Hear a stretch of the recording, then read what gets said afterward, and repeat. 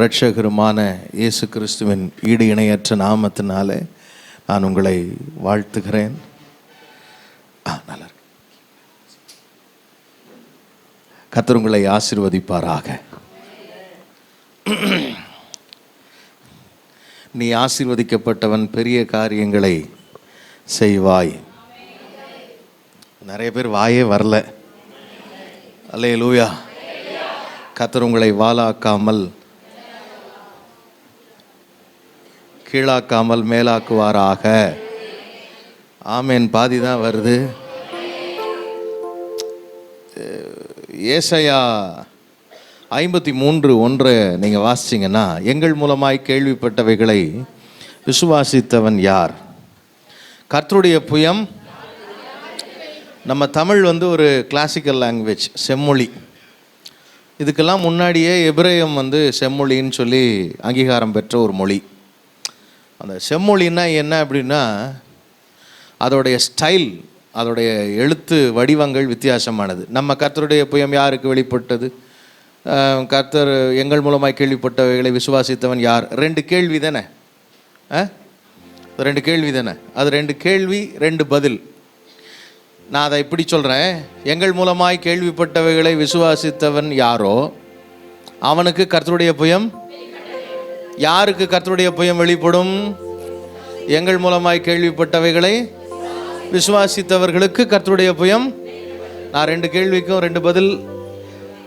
அதுவே கேள்வி, அதுவே பதில். அதனால தான் கிளாசிக்கல் லாங்குவேஜ்.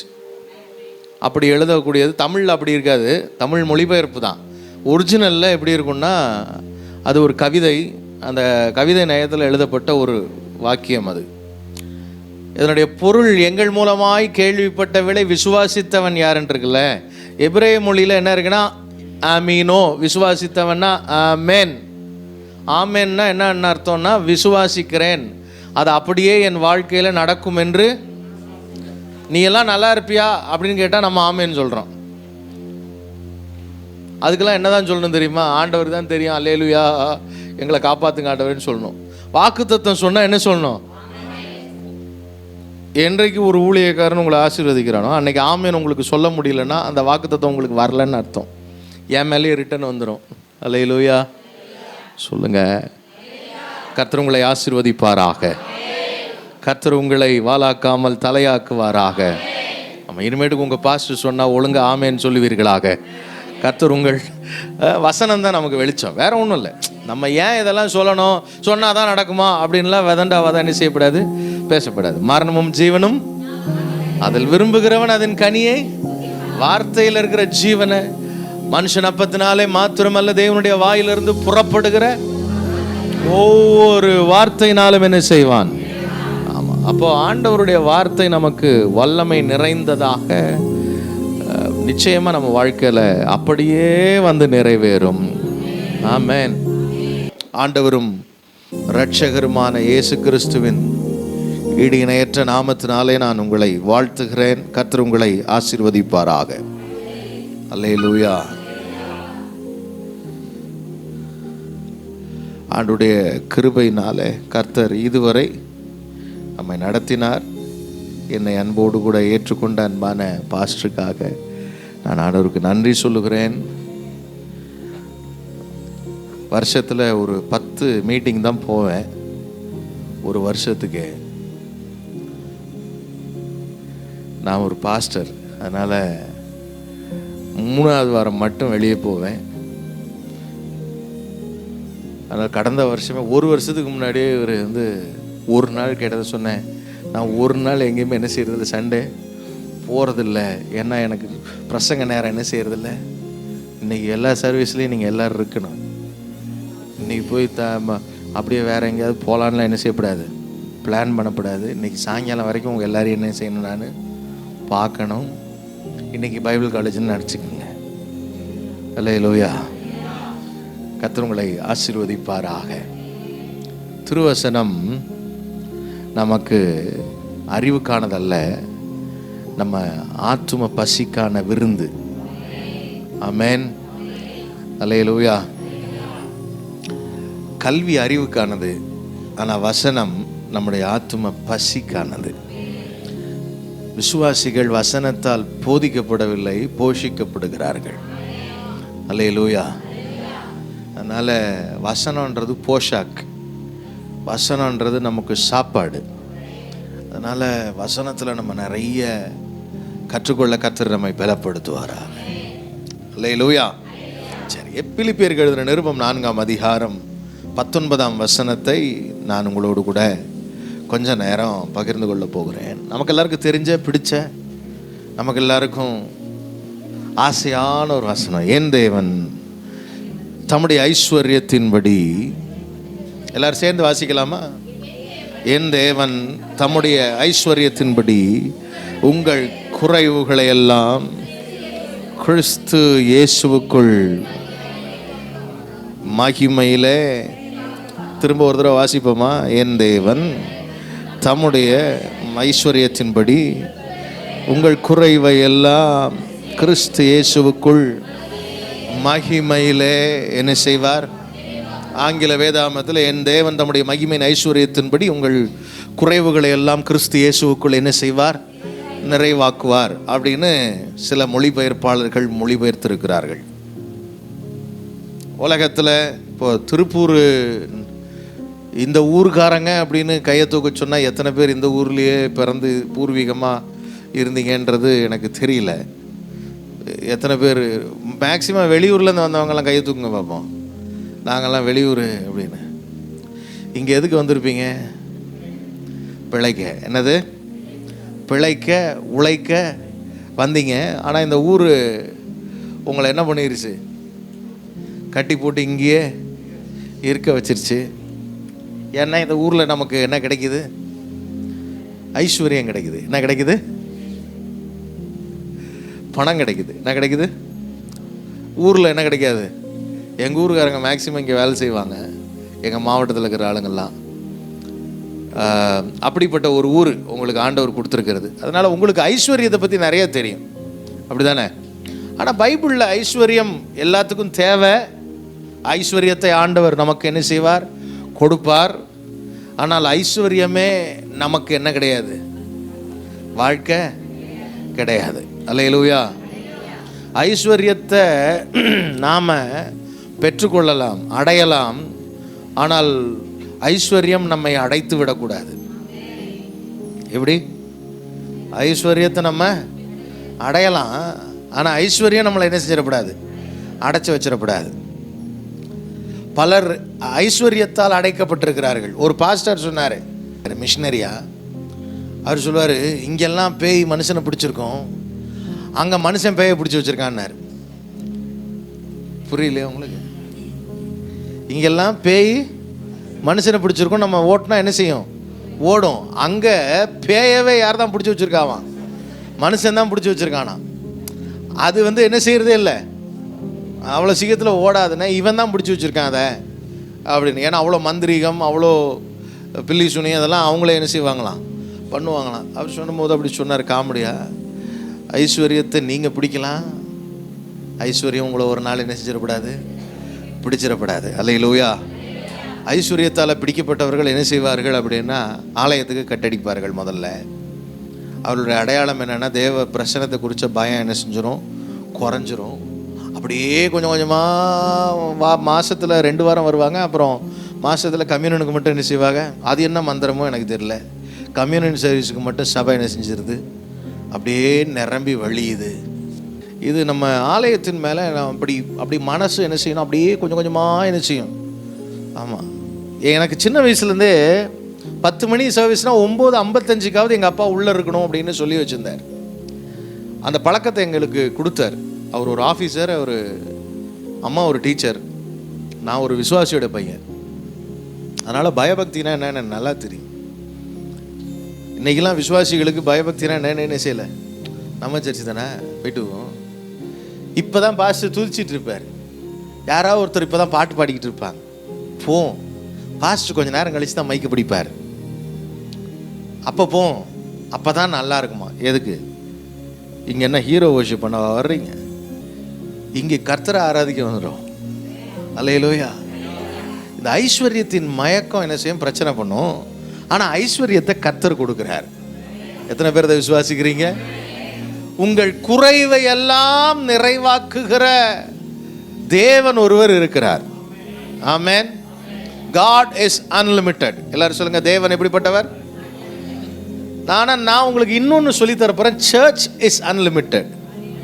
சொல்லுங்க, சபை எப்படிப்பட்டது? Church unlimited. நீங்களாம் அந்த கம்பெனிலாம் பார்த்துருப்பீங்க, ப்ரைவேட் லிமிட்டெட் கம்பெனி பார்த்துருக்கீங்களா? ஆமாம், இது அப்படி கிடையாது. Church unlimited church. எல்லாரும் சொல்லுங்க, வரம்பற்றது, எல்லையற்றது. விசுவாசிக்கிற மாதிரி தெரியல. இன்னைக்கு இந்த எல்லையில் இருக்கு. இது வாடகை இடமையா? இது இது இந்த இன்னைக்கு இந்த எல்லையில் இருக்கு, அப்படிதானே? இப்போ நீங்கள் இதுவே ஒரு ஓகே, இது சூப்பர் பாஸ்ட். இங்கே வரும்போது இந்த இடத்துக்கு எத்தனை வருஷத்துக்கு முன்னாடி வந்தாருலாம் எனக்கு எந்த கதையுமே தெரியாது. அதனால் சும்மா வரும்போது எத்தனை வருஷத்துக்கு முன்னாடி தெரியல, அவர் நினச்சிப்போம் பெரிய இடம் கெடுத்தார் நமக்கு கொடுத்துக்கிறாரு அப்படின்னு. இப்போ உங்கள்கிட்டலாம் சொல்லிக்கிட்டு இருப்பார். என்ன சொல்லிகிட்டு இருப்பாருன்னா, நமக்கு ஒரு இடம் வாங்கணும் அப்படின்னு சொல்லுவோம். உங்களுக்கு எப்படி இருக்கும்? இவ்வளோ பெரிய இடம் இருக்குது, அதுக்கு எதுக்கு இன்னொரு இடம் அப்படின்னு நீங்கள் நினச்சிட்டு இருப்பீங்க. அவர் ஆனால் சொல்லுவார், நமக்கு பெரிய இடம் வாங்கணும்.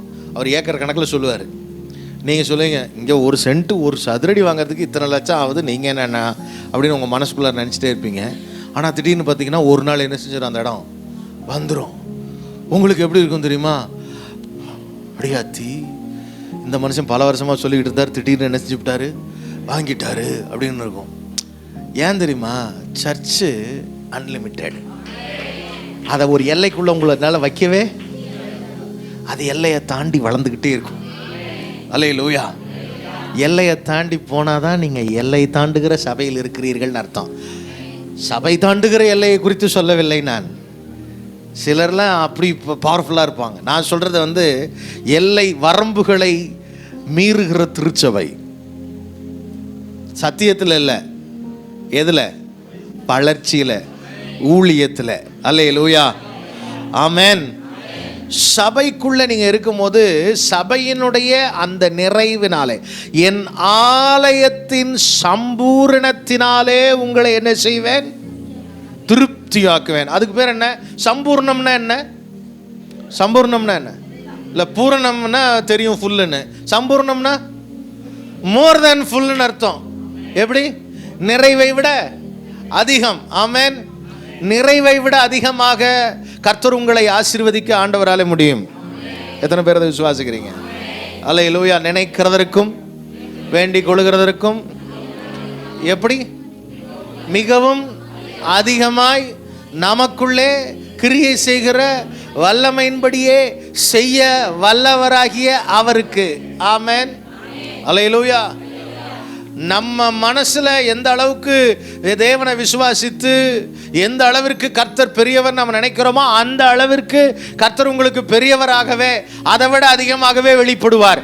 ஆனா உங்க மனசுலயே உங்களுக்குள்ளேயே விசுவாசம் கிரியை செய்யல, உங்களுக்குள்ளாரையே வரம்பு சரியில்லை அப்படின்னா,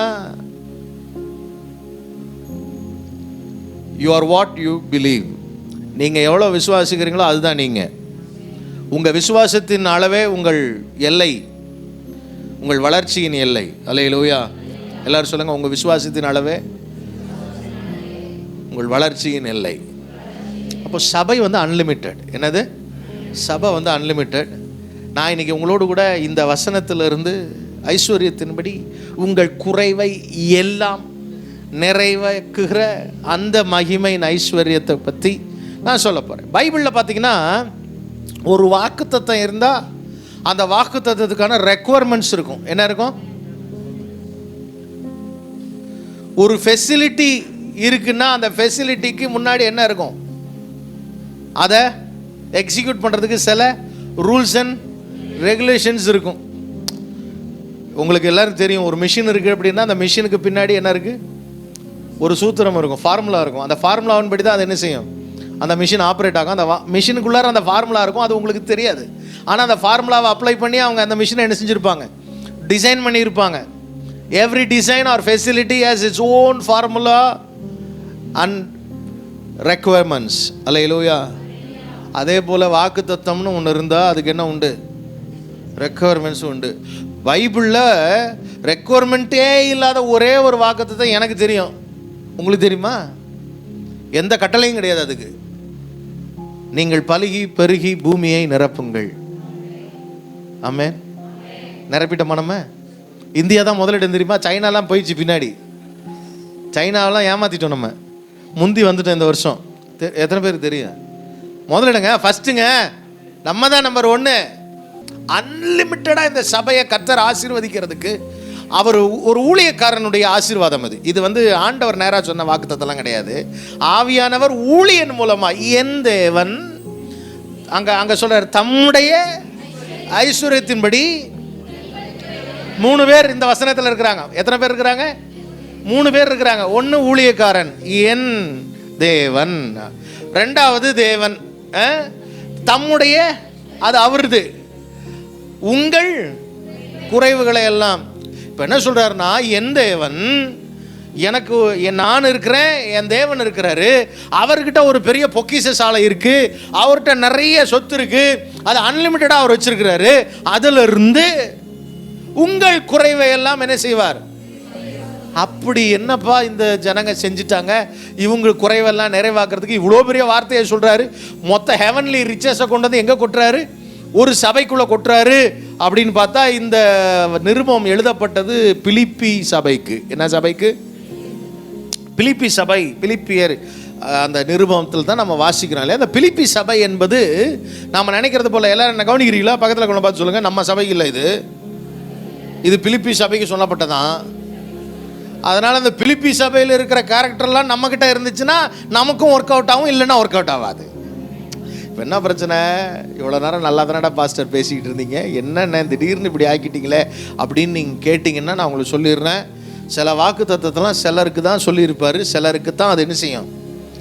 சில ஃபார்முலா கரெக்டாக யூஸ் பண்ணால் கரெக்டாக என்ன வரும்? ரிசல்ட் வரும். ஃபார்முலா ஸ்டெப்ஸ் எல்லாம் கரெக்டாக இல்லை அப்படின்னா என்ன வராது? கணக்கை பற்றி பேசாதீங்க அங்கிள்னு நீங்கள் இப்போ தான் எக்ஸாம் முடிஞ்சு நிம்மதியாக உட்காந்துக்கிறோம்.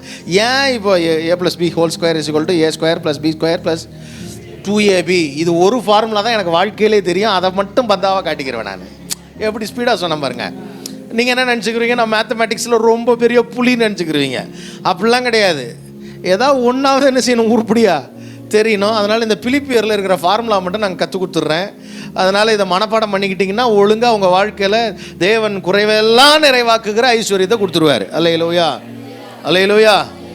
அந்த பிலிப்பி சபை எப்படிப்பட்டதுன்னு தெரிஞ்சாதான் அவங்க கேரக்டர் நம்மளால் புரிஞ்சிக்க முடியும். அதனால் அந்த பிலிப்பி பட்டணம், அந்த சபை எப்படி உருவானதுன்னு சொல்கிறேன். ஒரு நாள் நைட்டு பவுல் தூங்கிட்டு இருக்கிறாரு, ஒருத்தன் வர்றான். அவன் பார்த்தீங்கன்னா ஐரோப்பாக்காரன். என்னக்காரன்? ஐரோப்பாக்காரன். பவுல் ஒரு ஏஷியன், நம்ம கண்டத்தில் உள்ளவர். வந்து கூப்பிட்றான், அண்ணே எங்களுக்கு சுவிசேஷம் சொல்லுங்கண்ணே அப்படின்னு. மக்கதோனியா நாட்டான் ஒருத்தன் என்ன செஞ்சானா, அவனை கூப்பிட்டானா. உடனே ஆவியானவர் ஆசியாவிலிருந்து சுவிசேஷத்தை ஐரோப்பாவுக்குள்ளே கொண்டு போக விரும்புகிறாருன்னு நினச்சி பவுல் அப்படியே மக்கதோனியா பக்கம் திரும்பினார். அங்கே போய் திரும்பினா முதல் பட்டணம், இவர் போய் சந்தித்த பட்டணம் இந்த பிலிப்பி சபை. ஐரோப்பாவின் முதல் சபை. எல்லாரும் சொல்லுங்க, என்ன சபை? ஐரோப்பாவுடைய முதல் சபை இந்த பிலிப்பி பட்டணம். இவர் போய் சுவிசேஷம் சொல்ல ஒரு மாதம் தான் அந்த ஊரில் ஒழுங்காக உருப்படியாக ஊழியம் செஞ்சுருப்பார். அதுக்குள்ளார இவரை பிடிச்சி ஜெயிலில் போட்டாங்க. அங்கே ஒரு பெரிய எழுப்புதல், சர்ன்னு சபை என்ன செய்யுது, வளருது. புட்டிச்சு அடித்து பவுலையும் சீலாவையும் என்ன செஞ்சாங்க, இவங்க 2 பேரும் பிடிச்சி கட்டி தொங்க விட்டு நைட்டெல்லாம் அடித்து விட்டா இவங்க பாட்டு பாடிட்டு இருக்காங்க. நைட் நேரத்தில் ஆண்டவர் அப்படியே சிறைச்சாலை கதவை அசைக்க, சிறைச்சாலை தலைவன் அன்றைக்கு இரவு ரட்சிக்கப்பட, அந்த சபை அப்படியே பலப்பட, உடனே அந்த ஊரில் கலகங்கள்லாம் அமர்றதுக்கு முன்னாடி ஊரை விட்டு போயிடுங்கன்னு சொல்லி அவரை அனுப்பிவிட, ஒரே 1 மாதம் ஒழுங்காக ஊழியம் செஞ்ச ஒரு இடத்துல ஒரு சபை உருவாகி அந்த மக்கள் இவங்க கூட ஒட்டி கொண்டு அப்படியே பக்கத்தில் இருக்கிற ஊருக்கெல்லாம் சுவிசேஷம் பரவ, அப்படியே ஐரோப்பா முழுவதும் சுவிசேஷம் பரவி திருச்சபைகளை உருவாக்குகிற ஒரு தலைமை சபையாக ஐரோப்பாவின் முதல் சபை. இந்த யூரோப்பியன்ஸ் எப்படி ஆளுன்னா கொஞ்சம் சென்சிட்டிவான ஆளுங்க. இப்போ கூட நம்ம கஷ்டப்படுற மாதிரி அவன் ஏதாவது போட்டோவை பார்த்துட்டானா காசு கொடுக்கறதுக்கு தேடி வருவான். ஆனால் அவங்க அப்படி கிடையாது. ஏதாவது ஒருத்தனுக்கு ஏதாவதுனா டக்குன்னு என்ன செய்வான், தூக்கி ஹெல்ப் பண்ணணும்னு நினைப்பான். அப்படி யூரோப்பியன்ஸ். இந்த பிலிப்பி சபை மக்கள் அப்படிப்பட்ட மக்கள். பவுல் இப்போ சிறையில் இருக்கிறார். சிறைனா சாதாரண சிறை கிடையாது, ஹவுஸ் அரெஸ்ட். என்ன அரெஸ்ட்? அவர் வீடு வாடகைக்கு எடுத்துக்கணும், அந்த வீட்டு வாடகையில் தங்கி இருக்கணும். இவர் வீட்டை விட்டுலாம் வெளியே போக முடியாது. அதுக்கு வந்து அரண்மனையிலேருந்து காவலாளர்களை போட்டிருப்பாங்க வீட்டுக்கு. அவன் வந்து டெய்லி இவங்க கூட என்ன செய்வான், ஒரு 4 மணி நேரம் 5 மணி நேரத்துக்கு ஒரு தடவை அந்த மாறிக்கிட்டே இருப்பாங்க அந்த காவலாளர்கள் வேற. அவன் வருவான், வந்து வீட்டில் உட்காந்து என்ன இருக்குது அப்படின்னு எடுத்து தின்னுக்கிட்டே இருப்பான். இவருக்கு கூடவே ஒரு 4 பேர் வேறு இருக்காங்க ஜெயிலுக்குள்ளார. சாப்பாட்டுக்கு வழி இல்லை. ரோம பிரஜைகளை ஜெயிலுக்குள்ளார கன்விக்ட் ஆகாமல், குற்றவாளின்னு தீர்க்காமல் அரெஸ்ட் பண்ண முடியாது. அதனால் அவங்க என்ன செஞ்சுருப்பாங்கன்னா ஹவுஸ் அரெஸ்ட்டில் வச்சுருப்பாங்க. அந்த வீட்டில் நிறைய தேவை, பவுலுக்கு வருமானமே இல்லை. இதை கேள்விப்பட்ட பிலிப்பி சபையார், என்ன சபையார்?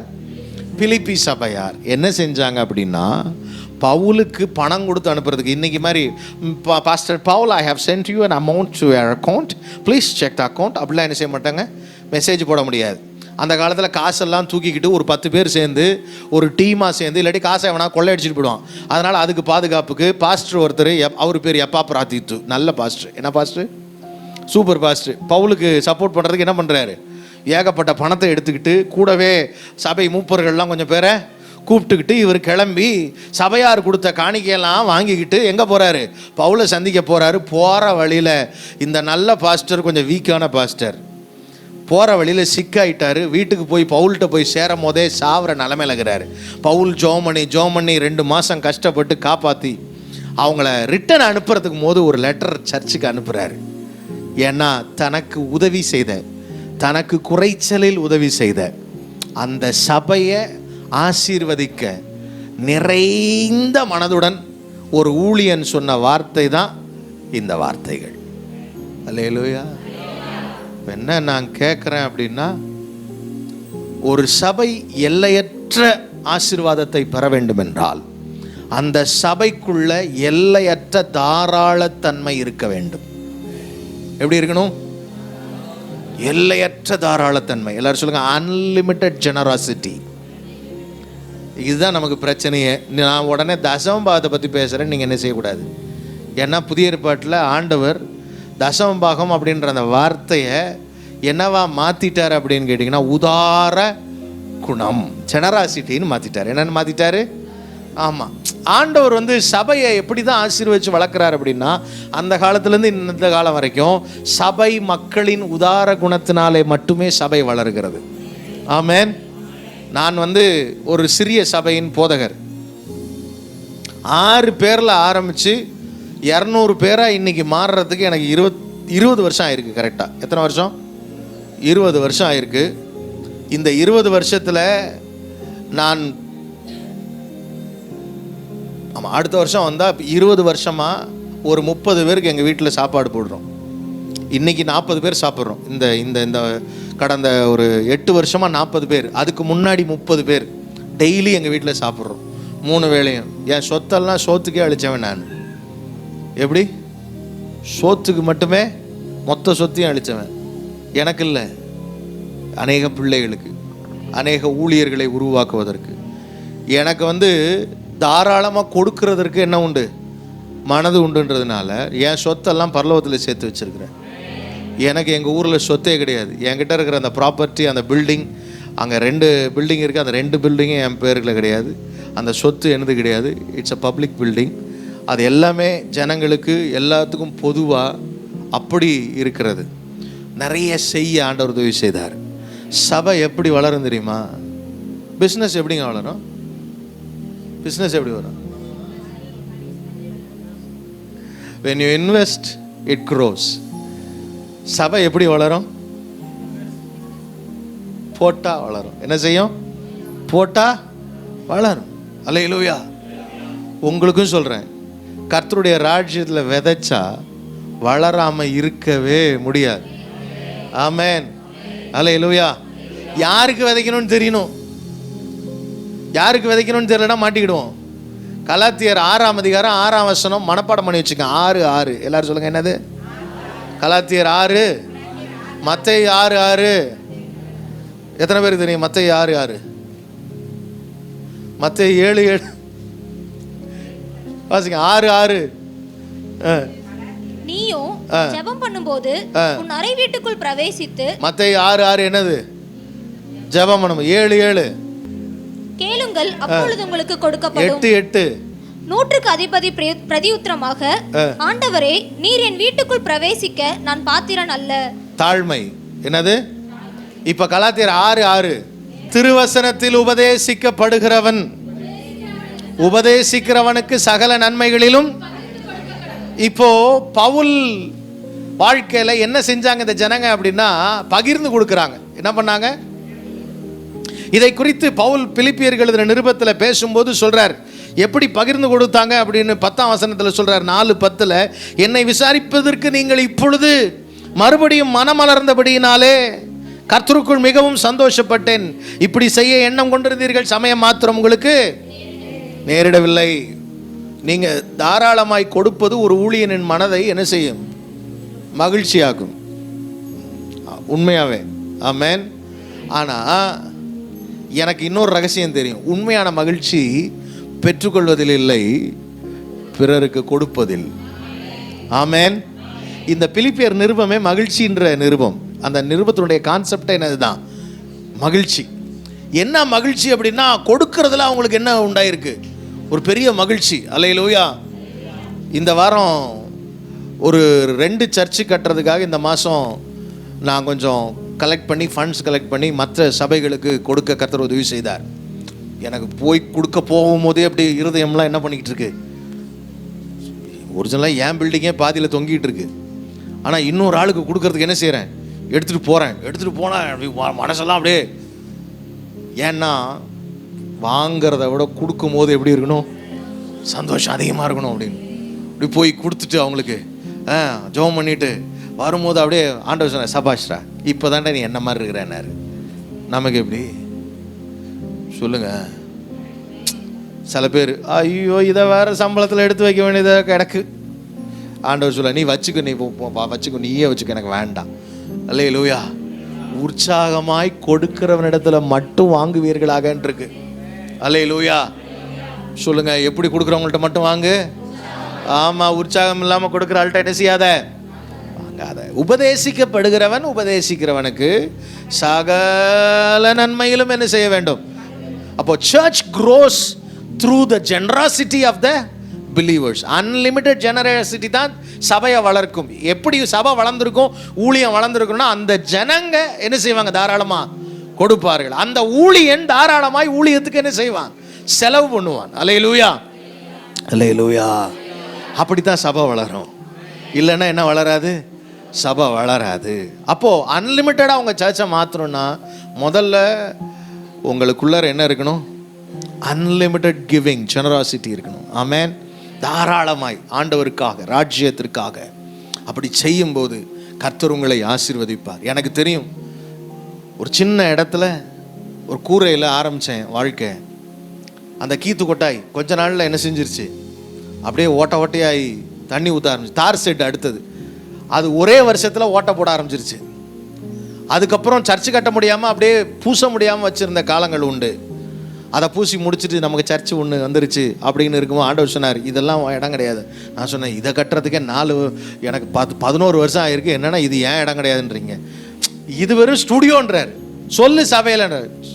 ஜனங்க என்னை கொன்னே போடுவாங்க என்ன. ஆண்டவர் சொன்னேன், இல்லை நீ விசுவாசத்தில் சொல்லு, இது வெறும் ஸ்டுடியோ, புதுசாக உனக்கு இடம் தருவேன். நான் சொன்னேன், இது வெறும் ஸ்டுடியோ தான், நமக்கு ஆண்டவர் இடம் கொடுக்க போகிறேன். கடைசியில் அது அப்படியே ஆகிப்போச்சு. இப்போ ஆண்டவர் எனக்கு வேறு ஒரு இடத்த கொடுத்து அது அங்கே போய் எல்லாம் கட்டி முடித்து நல்லா திருப்தியாகி நல்லா பக்காவாக கட்டி வச்சு ஒட்டை மட்டும்தான் வேணும், ஷீட்டெலாம் போட்டு நல்லா ஃபால் சீலிங்லாம் போட்டு சூப்பர் சர்ச் ஆகிருச்சு அப்படின்னு மனசுக்குள்ளார நினச்சிக்கிட்டு இருக்கேன். ஆண்டவர் சொன்னார், இன்னொரு இடம் நான் தரப்போகிறேன், இது வெறும் பைபிள் காலேஜுக்கான, பெண்கள் பைபிள் காலேஜுக்கான ஆஃபீஸ் மட்டும்தான் அப்படின்னு. நான் சொன்னேன், ஆண்டவரே, என்னை ஜனங்க பைத்தியனே நினச்சிடுவாங்க. நினைக்கட்டுடா, ஏன்னா நான் உன்னை ஆசீர்வதிப்பேன், உன்னை நிரப்புவேன். அங்கே சர்ச்சு கட்டினா அது நிறைஞ்சிருச்சு, இங்கே சர்ச்சு கட்டினா இதுவும் இப்போ நிறைஞ்சிருச்சு.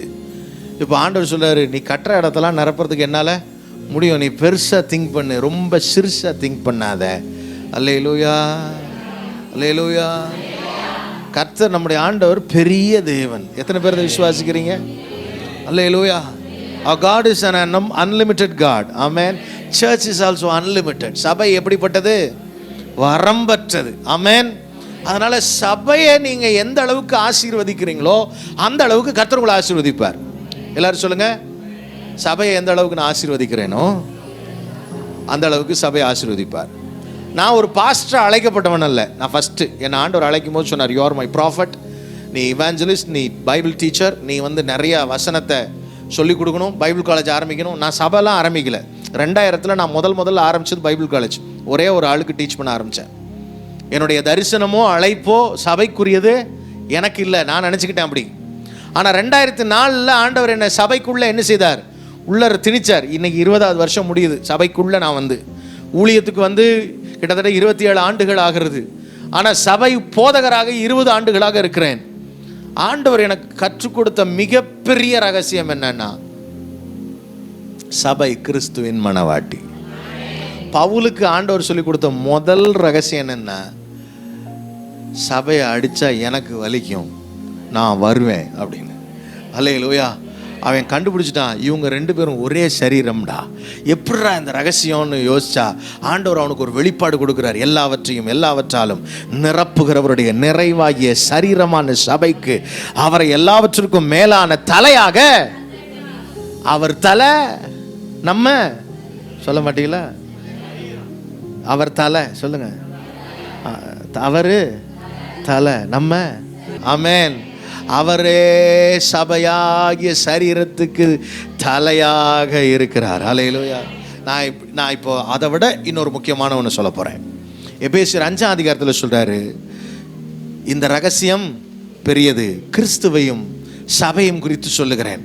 அப்படியே அன்பு கூற வேண்டும், போஷித்து காப்பாற்ற வேண்டும், உயிரை கொடுக்க வேண்டும் எல்லாம் சொல்லிட்டு, அப்படியே சபைக்கு இயேசு சபையில் அன்பு கூர்ந்தார், சபையை போஷிக்கிறார், ஜீவனை கொடுத்தார் அப்படின்னு சொல்லிட்டு சொல்றாரு. இந்த ரகசியம் என்ன ரகசியம்? சபை இயேசுவின் மனைவி. எல்லாரும் சொல்லுங்க, எல்லாரும் சொல்லுங்க, சத்தமா சொல்லுங்க. இப்போ ஃபார் எக்ஸாம்பிள், பிரதர் தான் முதல்லேருந்து வெளியே அப்படி இப்படி வந்தார் என்னை பார்க்கறதுக்கு, அங்கிட்டலாம் வெளியே வந்து. உங்கள் பேர் என்ன? உங்கள் பேரை யூஸ் பண்ணால் கோச்சிக்கிட மாட்டீங்களே. யாராவது ஒரு ஆள் இருந்தால் நல்லாயிருக்கும். சாம் பிரதர் இருக்காருன்னு வச்சுக்கோங்க. அவங்க ஒய்ஃப் யாருன்னு எனக்கு தெரியாது, எனக்கு இன்னைக்கு காட்ட வேணாம் இன்னைக்கு, ரைட்டா? இப்போ இவர்கிட்ட நானும் அவரும் ஃப்ரெண்டு. நேராக போய் அவர்கிட்ட, உங்கள் ஒய்ஃபுக்கு நீ ரொம்ப இடம் கொடுக்குற, நீ ரொம்ப செல்லம் கொடுக்குற, இவ்வளோ காசுலாம் நீ என்ன செய்யக்கூடாது, கொடுக்கக்கூடாது, ரொம்ப மதிப்பு கொடுக்குற உன் ஒய்ஃபுக்கு, அப்படிலாம் செஞ்சுன்னா உன் மண்டை மேலே ஏறி உட்காந்துக்கும். அதனால் கொஞ்சம் டம்மியாகவே வச்சுக்கோ உன் ஒய்ஃபை, நல்ல புடவெல்லாம் வாங்கி கொடுக்காத, அது சொல்கிறதெல்லாம் நீ கேட்காத அப்படின்னு நான் சொல்கிறேன்னு வச்சுக்கோங்க. அவர் ஒரு நல்ல கணவனாக இருந்தால் அடுத்த கொஞ்ச நாளில் என் ஃப்ரெண்ட்ஷிப்பை கட் பண்ணிடுவார். கரெக்டு தானே? யாராவன் என் பொண்டாட்டியை பற்றி என்கிட்ட குறை பேசுகிறான் அப்படின்னு சொல்லிட்டு நைஸாக என்ன செஞ்சிருவார் என் ஃப்ரெண்ட்ஷிப்பை. அவர் எப்படி என்கிட்ட நழுவுறாருன்னே தெரியாது, அப்படியே நழுவி என்ன செஞ்சிருவார். அதுக்கப்புறம் தூரத்தில் பார்த்து வட்டமா அப்படின்னு கிளம்பி போயிட்டே இருப்பார். உங்களுக்கு உங்கள் மனைவின்னா அவ்வளோ ஆசை இருக்கும் அப்படின்னா, என் ஆண்டவர், என் நேசர் இயேசு, ஆமேன்னு சொல்கிறதுக்கு முன்னாடி ஒன்று சொல்கிறேன். வாயை வச்சுட்டு சும்மா இல்லாமல் அவர் பொண்டாட்டியை பற்றி அவர்கிட்டயே குறை சொன்னால் உங்களுக்கு எப்படி இருக்கும்? வச்சு செய்வார். எந்த சபையும் குறை சொல்லாதீங்க. அவர் மனைவியை பற்றி குறை சொல்கிறதுக்கு அவருக்கு உரிமை உண்டு, நமக்கு என்ன இல்லை. அந்த சபை சரியில்லை. யாரை பற்றி சொல்லிட்டு இருக்கிறீங்க அந்த சபைன்னு? யாரை சொல்கிறீங்க? உலகத்தில் இருக்கிற எந்த சபையும் யாருடைய மனவாட்டி? குறையில்லாத சபை 2 தான் வெளிப்படுத்தின விசேஷத்திலே சொல்லிக்கிறாரு. மீதி 7ல் 5 என்ன தான் இருக்குது? ஒரு 2 கிட்ட நல்லது ஒன்றுமே இல்லை, இருக்கிறதுலே மோசமானது. ஆண்டவர் என்கிட்ட ஒரு நாள் சொன்னார், நீ முதல்ல எல்லா சபையும் நேசிக்காமல் உன் சபையை என்னால் ஆசீர்வதிக்க முடியாதுன்னாரு. என்ன ஆண்டவர், அந்த சபையில் அவ்வளோ குறை இருக்குது, அந்த சபையில் ரிஜெக்டட், யூ ஆர் ரிஜெக்டட் அப்படின்றாரு. என்ன ஆண்டவர், நீ எல்லா சபையும் நல்ல சபைன்னு சொல்லு, அப்புறம் உன் சபையை நான் ஆசீர்வதிக்கிறேன்னாரு. எனக்கு புரியல. ஆண்டவரே குறை இருக்கு, டேய் என் பொண்டாட்டிட்ட குறை இருந்தா உனக்கு என்னடா? புரியல உங்களுக்குலாம்? இது வரைக்கும் யூடியூப் போடுறீங்களா யாராவது இங்கே குறை பேசி, அங்கே இது இங்கே இதுன்னு? போட்டுறாதீங்க. அவ்வளவும் யாருக்கு எதிராக பேசுகிற பேச்சு? அவர் மனைவிக்கு எதிராக பேசுகிற பேச்சு. அவர் டென்ஷன் ஆயிடுவார். என் பொண்டாட்டியை நான் திருத்திக்கிறேன், நீ யாரை குறுக்க வர்றதுக்குன்னு வேறு. சபை கிறிஸ்துவின் மணவாட்டி என்றால் அதை நேசிக்கத்தான் நீங்களும் நானும் அழைக்கப்பட்டிருக்கிறோம். அல்லேலூயா. நீங்கள் வேணால் சர்ச்சை லவ் பண்ணி பாருங்கள், சபையை நேசிச்சு பாருங்க. ஏன்னா கிறிஸ்து சபையில் அன்பு கூறுகிறார். நான் பாஸ்டராகவே மாட்டேன்னு முடிவு பண்ணியிருந்தவன் ஒரு குறிப்பிட்ட காலத்தில் எனக்கு சபையின் மேலே மிகப்பெரிய அன்பை கொடுத்துட்டார். சபையில் வர்றதெல்லாம் தேளாதான் வரும். உள்ள பாம்பெல்லாம் உட்காந்துருக்கும். என்னை குறை சொல்லும், என் மனைவியை குறை சொல்லும், என் பிள்ளைகளெல்லாம் என்ன செய்வாங்க, குறை சொல்லுவாங்க. நான் சொல்லுவேன், நான் சபையை குறை சொல்ல மாட்டேன். ஏன்னா சபையை கிறிஸ்து நேசிக்கிறார், நான் சபையை நேசிக்கிறேன். வர்ற குறையோடு இருக்கிற ஆளெல்லாம் நான் நேசிக்கிறேன். ஏன்னா நான் ஒன்றும் 100% யாரு கிடையாது. I am not a perfect person. You cannot search for a perfect pastor. If you want to search for a perfect pastor, go to heaven and search for them. There are many perfected saints there. தமிழில் சொல்லிடட்டுமா? கெட்ட வார்த்தை சொன்ன மாதிரி இருக்கும் உங்களுக்கு, பரவாயில்லையா? சரி. நல்ல பாஸ்டரை நீங்கள் தேடணுன்னா இந்த பூமியில் தேட முடியாது.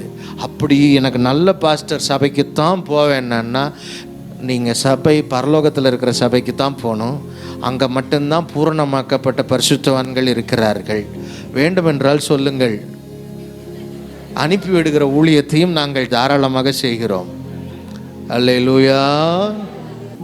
சபையை நேசிங்க. ஆமென். அல்லேலூயா. சபையின் மேலே ஒரு நேசம் உங்களுக்கு வந்துருச்சுனாலே உங்கள் சர்ச் அன்லிமிட்டடாக மாற ஆரம்பிச்சிடும். ஆமென். அல்லேலூயா. சொல்லுங்க, அன்லிமிட்டட் லவ் சபை மேலே நான் வைக்க போகிறேன். என்ன சத்தமே வரலையே ஒருத்தருக்கும்? அல்லேலூயா. கிறிஸ்து சபையில் அன்பு கூறுகிறார்னா his love is unlimited love. Amen.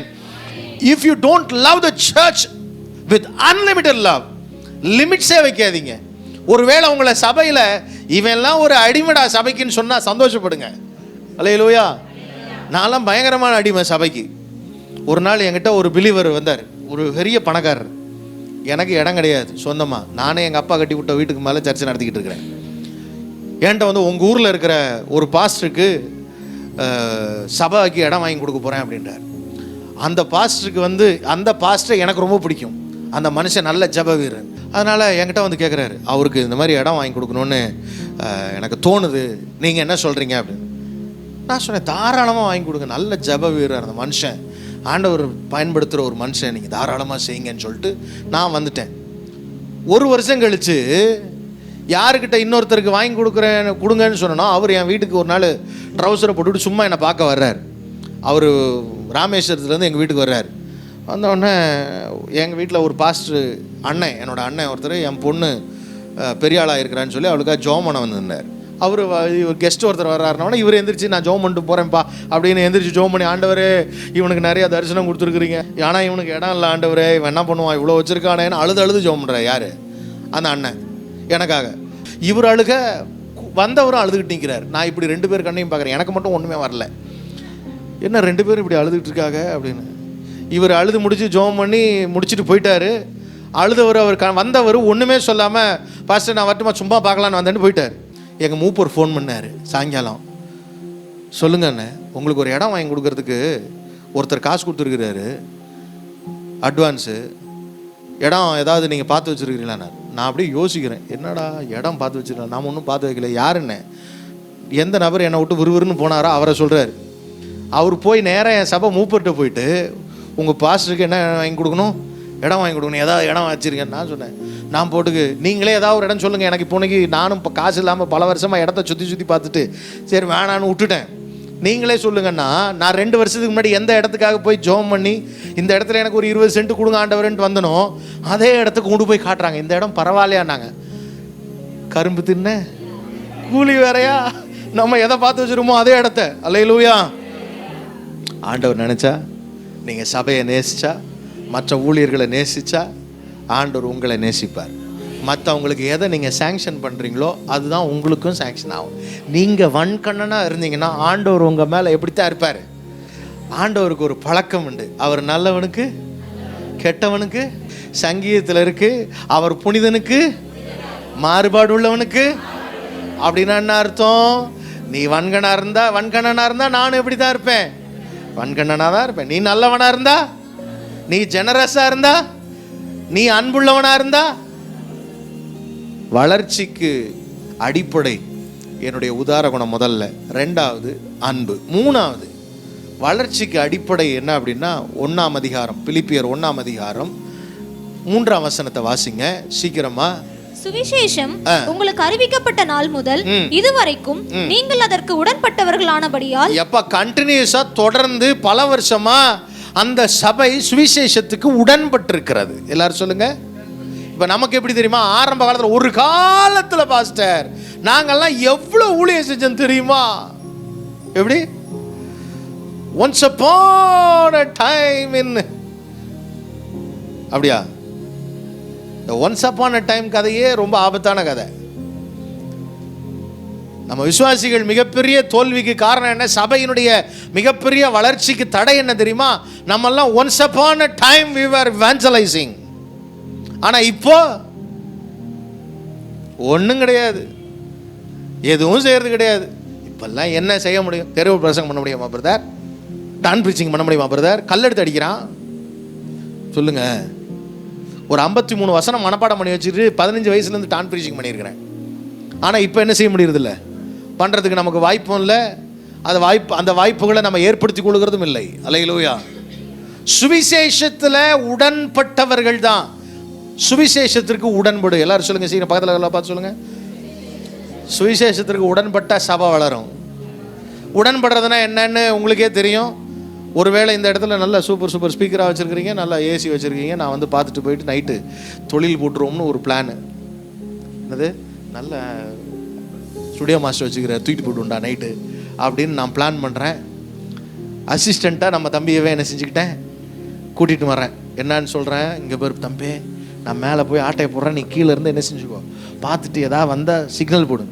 Pastor நல்ல கேமராலாம் செட் பண்ணி, ஏய் காலையில் பிரசங்கம் பண்ண வந்துட்டு நைட்டு தொழில் போட வந்துட்டியா அப்படின்னு போலீஸ்க்கு என்ன செஞ்சுட்டாரு சொல்லிட்டாரு. போலீஸ் வந்து என்னை பிடிக்க வர்றது தெரிஞ்சவொடனே சார் எஸ்கேப்பு, வெளியே நின்றவர் என்ன செஞ்சுட்டாரு எஸ்கேப்பு. நான் என்ன பண்ணுறேன், நான் ரொம்ப நல்லவன் சார், நான் தனியாக வரல சார், சத்தியமாக கீழே ஒருத்தனை விட்டு வந்தேன் சார் அப்படின்னு என்ன செய்கிறேன், அவரை போட்டு கொடுத்துட்டேன். அவரை போய் வீட்டில் பிடிச்சோன்னா அக்யூஸ் நம்பர் 1 ஜேம்ஸ் எட்வர்ட்னு போட்டு, அக்யூஸ் நம்பர் 2 அவர் பேரை போட்டு என்ன பண்ணுவாங்கன்னா, திருட்டுக்கு உடன்பட்டபடியால். எப்படி? சுவிசேஷத்துக்கு உடன்படு. அட்லீஸ்ட்டு கூட போய் நீங்கள் பண்ணுங்க, நான் கூட என்ன செய்கிறேன் நிற்கிறேன், அதாவது செய். சொல்லுங்கள் பக்கத்தில் இருக்கிற ஆளை பார்த்து, அதுவாவது செய்ப்பா. இந்த ப்ரேயர் செல்லுக்காவது சும்மா போப்பா, பாஸ்டரோட இல்லை மூப்பரோட சும்மா போப்பா. எதுக்குமே போக மாட்டேங்கிறியே, எப்படி கல்லுழக்க மாதிரி உட்காந்து இந்த சேரை உடைக்கிற வேலையிலே இருக்க? எத்தனை சேரை பாஸ்டர் மாற்றுறது? கரெக்டாக வந்து அதே இடத்துல சப்பானி மாதிரி உட்காந்துக்க வேண்டியது. சில பேர்லாம் ரொம்ப திறமைசாலி, சபைக்கு வருவாங்க, அந்த இடத்துல சபையில் அந்த பாய் தேஞ்சு ஓட்டையே விழுந்துடும். அந்த இடத்த தவிர வேற எங்கேயும் என்ன செய்ய மாட்டாங்க, உட்கார மாட்டாங்க. உடன்படு. சொல்லுங்க உடன்படு. பக்கத்தில் உடன்படுமா, சுவிசேஷத்துக்கு உடன்படு. ரெண்டாவது, அது 7ஆம் வசனத்தில் சீக்கிரம் வாசிங்க. என்ன பண்ணணும்னு இருக்குது பாருங்க. கட்டுகளிலும் நான் சுவிசேஷத்திற்காக உத்தரவு சொல்லி அதை திடப்படுத்தி வருகிறதிலும் நீங்கள் அனைவரும் எனக்கு அளிக்கப்பட்ட கிருபையில் பங்குள்ளவர்களானதால். சொல்லுங்க, பங்காளியா மாறு. சுவிசேஷத்திற்கு பங்காளி. எல்லாரும் சொல்லுங்க, சுவிசேஷத்திற்கு பங்காளினா என்ன? ஐயா நீங்கள் எங்கிட்ட ட்ராக்ஸ் கொடுங்க, நான் இந்த தெருவில் ட்ராக்ஸ் கொடுக்குறேன். செய்யலாமா? சொல்லக்கூடாதா? செய்யலாமே. சரி, ட்ராக்ஸே உங்களுக்கு கொடுக்க முடியல, இன்றைக்கி ஒரு ஆளை நான் கூட்டிகிட்டு வர்றேன்யா, நீங்கள் சுவிசேஷம் சில நேரம் சபைக்கு புதுசாக ஆள் வந்திருப்பாங்க, நான் வந்து மற்றவங்களுக்காக ஜோம் பண்ணிருப்பேன். யாராவது ஒருத்தரை கூப்பிட்டு கொஞ்சம் சுவிசேஷம் சொல்லுங்கண்ணா, என்னவா வராதான்? உங்களுக்கு என்ன தான் வருது? மற்றதெல்லாம் வருது வாயில், எது மட்டும் வரமாட்டேங்குது? சுவிசேஷம் சொல்லுங்கன்னா வரமாட்டேங்குது. மரியாதையாக பங்காளியாக மாறிடுங்க, இல்லைன்னா அன்லிமிட்டெட்லாம் வராது. நமக்கு என்னென்னா அன்லிமிட்டெட் ஆசீர்வாதம் வரணும், அண்டா ஃபுல்லாக வரணும். ஆனால் என்ன வராது வாயிலிருந்து? சுவிசேஷமே வராது. நான்லாம் சொல்கிறேன், என் தேவன் தம்முடைய மகிமையின் ஐஸ்வர்யத்தின்படி உங்கள் குறைவுகளெல்லாம் நிறைவாக்குவார். ஆரம்பத்தில் ஆமே நல்ல எல்லாம் போட்டிங்கல்ல, உங்களுக்கு வரல தானே? என்ன பாஸ்டர் கடனே அடைய மாட்டேங்குது. எப்படி அடையன்ற உங்களுக்கு எப்படி அடையும்? தசமா காணிக்கெல்லாம் கொடுக்குறேன் பாஸ்டர். ஆமாம், பிலிப்பி சபை கொடுத்துச்சு. வெறுமனை கொடுத்ததுனாலே அந்த ஆசீர்வாதம் சொன்னார்? இல்லைங்க, அவங்க சுவிசேஷத்தில் பங்குள்ளவர்கள். ஒரு ஊழியக்கார மனசு எப்போ நிறைவாகும் தெரியுமா? நீங்கள் காணிக்க கொடுக்கறத போட அதிகமாக எப்போ தெரியுமா நிறைவாகும்? நீங்கள் மட்டும் பாஸ்டர் இந்த மீட்டிங்கா நான் முன்னாடி வந்து ரெடி பண்ணி தரேன் பாஸ்டர். என்ன அங்கே சுவிசேஷம் சொல்ல போகணுமா, அந்த ஊரில் என்ன பண்ணணும், ஏதாவது ரெடி பண்ணணுமா, சொல்லுங்கள் நான் போய் ரெடி பண்ணுறேன் அப்படின்னு பங்காளியாக மட்டும் மாறி நின்று பாருங்கள். பாஸ்டர் கவலைப்படாதீங்க, நம்ம சேர்ந்து செய்வோம், நம்ம இந்த காரியத்தை செய்வோம் நின்று பாருங்கள். அங்கே தாங்க உங்கள் ஆசீர்வாதம் துவங்கும். அல்லேலூயா. மூணாவது வாசிங்க, சுவிசேஷத்துக்கு என்ன செய்யணுமா? 15ஆம் வசனம். சிலர் பொறாமையினாலும் விரோதத்தினாலும் சிலர் நல் மனதினாலும் கிறிஸ்துவை.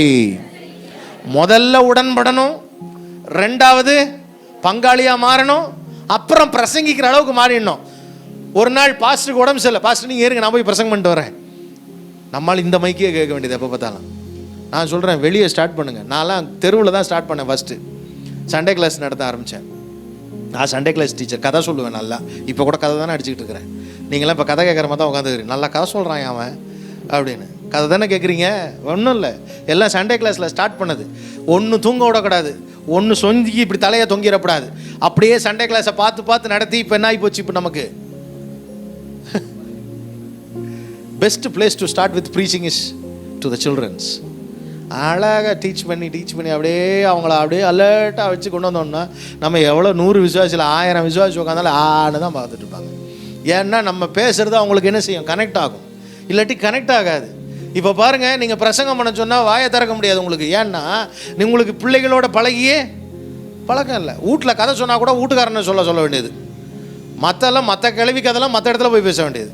உங்கள் அப்பன்ட்ட போய் கேளு, உங்கள் தாத்தாட்ட கேளு அப்படின்னு. நீங்கள் கதை சொல்லவே மாட்டீங்க. அப்புறம் எப்படி சுவிசேஷம் சொல்ல முடியும்? அப்புறம் எப்படி பிரசங்கியாக மாறுறது? பிரசங்கியாக மாறலன்னா பிரச்சனையாக தான் மாறணும் நம்ம.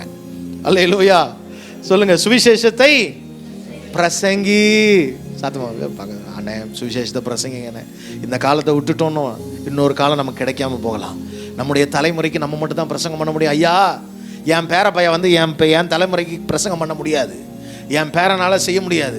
பவுலால் இந்த ஜெனரேஷனுக்கு ஊழியம் செய்ய முடியாது. அடுத்த ஜெனரேஷனில் வரப்போகிற மிகப்பெரிய வல்லமை நிறைந்த ஊழியர்களாலே இந்த தலைமுறை மக்களுக்கு ஊழியம் செய்ய முடியாது. இந்த தலைமுறை மக்களுக்கு நான் தான் பிரசங்கி, நான் தான் உத்தரவாதி. ஆண்டவர் என்கிட்ட தான் கேட்பாருங்க. 800 பில்லியன் மக்கள் இந்த உலகத்தில் இருக்கிறார்கள். 10 கோடி தமிழ் மக்கள் இருக்கிறார்கள். பவுல் வாழ்ந்த காலத்தில் மொத்த உலகத்திலே 10 கோடி மக்கள் தான் இருந்திருப்பாங்கன்றாங்க. ஆனால் எனக்கு இங்கே தமிழ் மக்கள் மட்டும் 10 கோடி பேர் இருக்கிறாங்க. யோசிச்சு பாருங்க, என்ன செய்கிறோம் நம்ம தமிழ் மக்களுக்கு என்ன செஞ்சோம்? அட்லீஸ்ட் தமிழ் மக்களுக்கு என்ன செஞ்சோம்னு யோசிங்க. உலகத்தை அடுத்தப்புறம் தமிழனுக்கு சுவிசேஷம் போயிடுச்சுனாலே இவன் ஊரெல்லாம் போவான் எங்கேயாவது வேலை செய்ய. அங்கே கொண்டு போய் எதை போட்டுருவான்? சுவிசேஷ விதையை போட்டுருவான். உலகம் ஃபுல்லாக ஆத்மாதாயம் பண்ணுவான். அல்லேலூயா, அல்லேலூயா. ஆப்கானிஸ்தான் பக்கத்தில் பார்டரில், ஆப்கானிஸ்தானுக்கும் பக்கத்தில் இன்னொரு நாடு இருக்குது. அது என்ன நாடுற? ஏதோ ஒரு கிர்கிஸ்தானா என்னமோ ஒரு நாடு, கசகிஸ்தானுக்கும் இடையில இருக்கிற அந்த பார்டரில் ஒரு தமிழன் எனக்கு ஃபோன் பண்ணுறான் ஒரு நாள். உங்கள் செய்தி கேட்குறேன், வாரம் ரொம்ப ஆசீர்வாதமாக இருக்குது, எனக்கு இங்கே சர்ச்செலாம் கிடையாது, உன்னை கொண்டு போய் அந்த பார்டரில் போட்டிருக்கிறதே நீ அங்கே ஒரு சபையை ஆரம்பிக்கிறது தான். இவன் போய் சொல்கிறான், டீ கடை நடத்துகிறேன், உங்கள் செய்தியை வாரம் கேட்குறேன். அங்கே போய் என்ன ஆரம்பி? சபை ஆரம்பி, ஊழியம் செய்ய. அல்லேலூயா, அல்லேலூயா. சொல்லுங்கள், பிரசங்கிக்கிறவர்களாய் மாறுங்கள். 27, நான் வந்து உங்களை கண்டாலும் நான் வராமல் இருந்தாலும் நீங்கள் ஒரே ஆவியிலே உறுதியாய் நின்று ஒரே ஆத்துமாவிலே சுவிசேஷத்தின் விசுவாசத்திற்காக கூட போராடு. சுவிசேஷம் சொல்ல ஆரம்பிச்சிட்டீங்கன்னா போராட்டம் வரதான் செய்யும், ஆனால் போராடுங்கன்றாரு. ஆமென். பக்கத்தில் இருக்கிறவங்க பார்த்து சொல்லுங்க, உடன்படு, பங்காளியா மாறு, அறிவி, போராடு. கடைசியா சொல்றாரு பாருங்க, சுவிசேஷத்திற்கு பாத்திரராக மாத்திரம் நடந்து கொள்ளுங்கள். 27ஆம் வசனம், அதே வசனம். சொல்லுங்க, சுவிசேஷத்திற்கு பாத்திரவானாய் நடந்து கொள். ஆமென். சுவிசேஷம் அறிவிப்பது நம்முடைய கடமை. சில பேர் எனக்கு கடன் அடைஞ்சிட்டா சுவிசேஷம் சொல்லுவோம் பாஸ்டர். அடையவே அடையாது கடன்லாம். சில பேர் இந்த வியாதி போயிட்டா நான் சுவிசேஷம் சொல்றேன் பிரதர். சுவிசேஷத்துக்கும் வியாதி போறதுக்கும் என்ன கிடையாது. அப்படின்னா பவுலே சொல்றாரு, எனக்கு ஒரு சரீரத்தில் முள்ளு கொடுக்கப்பட்டிருக்குது, அதுக்காக ஜெபம் பண்ணேன், என் கிருபை உனக்கு போதும், வேலையை பார்த்துட்டு போன்ட்டாரு. உன் பலவீனத்தில் என் பலன். 10 நாளாக பயங்கரமான ஸ்டோன் பெயின். நேற்று நைட்டு படுக்கிறதுக்கு நான் எவ்வளோ கஷ்டப்பட்டேன்னு அவனுக்கு தான் தெரியும், என் கூட இருக்கிற ஆளுங்களுக்கு மட்டும் தான் தெரியும். அவன் சொல்கிறான், அண்ணே மரியாதையாக போய் ஸ்கேன் பண்ணோன்னே. நான் சொன்னேன், இருப்பா பார்த்துக்குவோம், நாளைக்கு பாரு நான் எனக்கு பலவீனமே இல்லாத மாதிரி எப்படி நான் மேடையில் நிற்பேன் பாருன்னு அவனுக்கு தெரியும். இவன் எல்லாம் அப்படியே பிடிச்சி அசைய முடியாமல் வருவேன். ஆனால் இங்கே வந்துட்டா அவர் மனவாட்டிக்கு சாப்பாடு போடணுமா, நான் அந்த சாப்பாடை ஒழுங்காக போடணுன்றதுக்காக அவர் என்ன கொடுப்பாரு, ஒரு அசாதாரண பலன் கொடுத்தா. எனக்கு சோகமாக இருந்தால் தான் நான் ஊழியம் செய்வேன்னா, நான் என்னைக்கு சுகமாக இருக்கேன், நான் என்னைக்கு ஊழியம் செய்ய. நம்ம ஆளுங்க பாருங்க, சுவிசேஷம் அறிவிக்கிறதுக்கு நான் டாட்டா பிர்லா ஆன பிறகு என்ன செய்கிறேன். ஊரில் எத்தனை டாட்டா பிர்லா இருக்கான் சொல்லுங்கள்? எல்லாம் சாதாரண வாழ்க்கை வாழ்ந்துட்டு, நீ மட்டும் டாட்டா பிர்லா ஆன பிறகு இப்போ சுவிசேஷம் சொல்லுவியா? கத்தர் என்ன என் கம்பெனி ஆசீர்வதிச்சு பெருசாகிட்டாருன்னா, நீ முதல்ல இருக்கிறதுல செய் ராஜா, அதுக்கப்புறம் பெருசாகிறத பற்றி அப்புறம் பேசுவோம். ஆமென். கொஞ்சத்தில் உண்மை உள்ளவனை அநேகத்தின் மேல் அவர் அதிபதியாய் மாற்றுவார். எத்தனை பேர் தீர்மானம் பண்ண போறீங்க? 3 சொன்னேன். Unlimited in generosity, unlimited in love, unlimited in preaching gospel. இந்த 3ல் மொத்தம் 10 இருக்கு. மீதியை சாயங்காலம் சொல்லுவேன். சபை அன்லிமிட்டடாக மாறணும், இந்த எல்லையை தாண்டி வளரணும், எல்லையை தாண்டி நம்ம ஊழியம் செய்யணும். எல்லையை தாண்டி வளரனா பில்டிங்கை பற்றியே நான் பேசலை. இங்கே கூட்டம் நெறிஞ்சிருச்சுன்னா சபை ஆட்டோமேட்டிக்காக இடிச்சுக்கிட்டு போகும். சபையினுடைய வல்லமை என்ன தெரியுமா? உள்ளே வச்சு நிரப்பிட்டோம்னா அது டமால்னு வெடித்து பெரிய இடத்துக்கு போயிடும். ஆத்துமாக்கள் தான் உங்கள் சபையின் மிகப்பெரிய வளர்ச்சிக்கான அஸ்திபாரம். உங்களால் முடியும். உங்களால் உங்கள் ஃப்ரெண்ட்ஸுக்கு சுவிசேஷம் அறிவிக்க முடியுமா? முடியாதா? தெருவிலலாம் போய் சொல்ல வேணாம், ஃப்ரெண்டுக்கு மட்டும் சொல்லுங்கள். ஆமென். அல்லேலூயா. கர்த்தர் உங்களை கொண்டு சபையை வளர்ப்பார், உங்களை கொண்டு பெரிய காரியங்களை ஆண்டவர் செய்வார். ஆமென். நம்ம எல்லாரும் கண்களை மூடி ஜெபிக்க போகிறோம், தேவ சமூகத்தில் ஒப்பு கொடுக்க போகிறோம்.